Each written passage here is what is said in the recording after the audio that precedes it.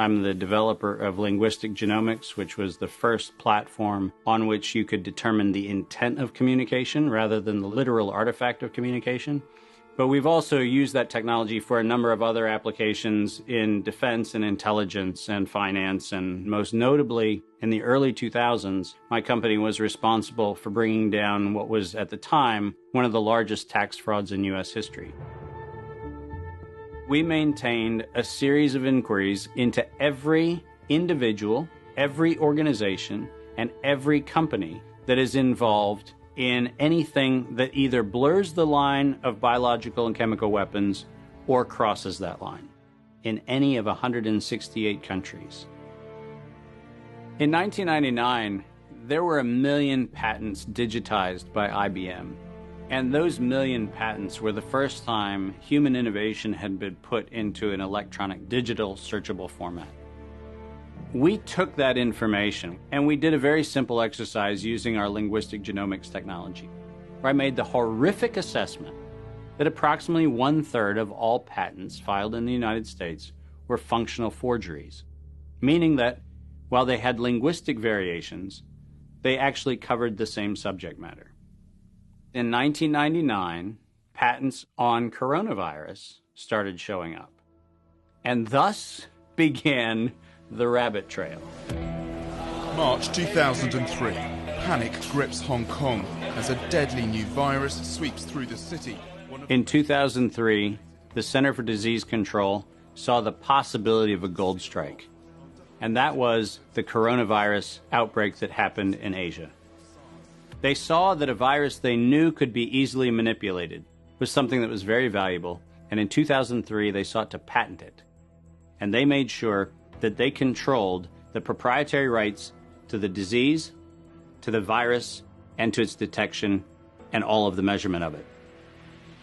We know that Anthony Fauci, that Ralph Baric, that the Center for Disease Control, and the laundry list of people who wanted to take credit for inventing coronavirus were at the hub of this story. From 2003 to 2018, they controlled 100% of the cash flow that built the empire around the industrial complex of coronavirus. The World Health Organization has officially named the novel coronavirus the novel coronavirus outbreak. The coronavirus The World Health Organization has declared a pandemic, an international public health emergency.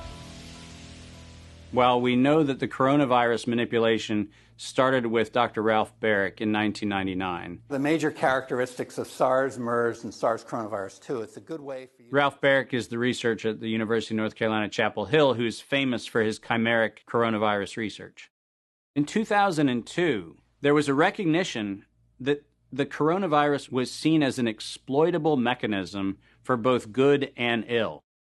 On April the 25th, 2003, the U.S. Center for Disease Control filed a patent on the coronavirus transmitted to humans. Under 35 U.S. Code Section 101, nature is prohibited from being patented. Either SARS coronavirus was manufactured, therefore making a patent on it legal, or it was natural, therefore making a patent on it illegal. If it was manufactured, it was a violation of biological and chemical weapons, treaties, and laws. If it was natural, filing a patent on it was illegal. In either outcome, both are illegal. In the spring of 2007, the CDC filed a petition with the Patent Office to keep their application confidential and private. They actually filed patents on not only the virus, but they also filed patents on its detection and a kit to measure it. Because of that CDC patent, they had the ability to control who was authorized and who was not authorized to make independent inquiries into coronavirus. You cannot look at the virus, you cannot measure it, you cannot develop a test kit for it. And by ultimately receiving the patents that constrained anyone from using it, they had the means, they had the motive, and most of all, they had the monetary gain from turning coronavirus from a pathogen to profit. Developing and owning a coronavirus vaccine has become a biotech arms race with political overtones. This vaccine gold rush is starting to bother me. Gold rush. Let's keep that in mind. And so somewhere between 2012 and 2013, something happened. The federal funding for research that was feeding into places like Harvard, Emory, University of North Carolina, Chapel Hill, that funding suddenly became impaired by something that happened at the NIH, where the NIH got this little tiny moment of clarity and said, I think something we're doing is wrong.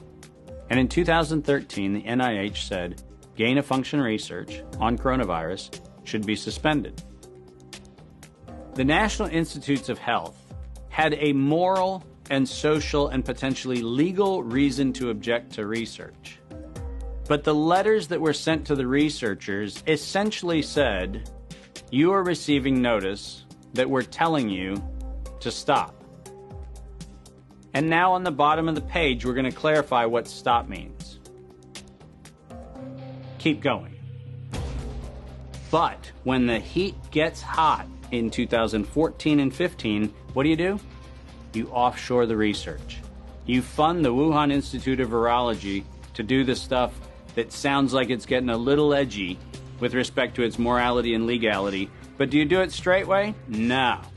You run the money through a series of cover organizations to make it look like you're funding a U.S. operation, which then subcontracts with the Wuhan Institute of Virology. The U.S. could say, China did it. China could say, the U.S. did it. And the cool thing is, both of them are almost telling the truth.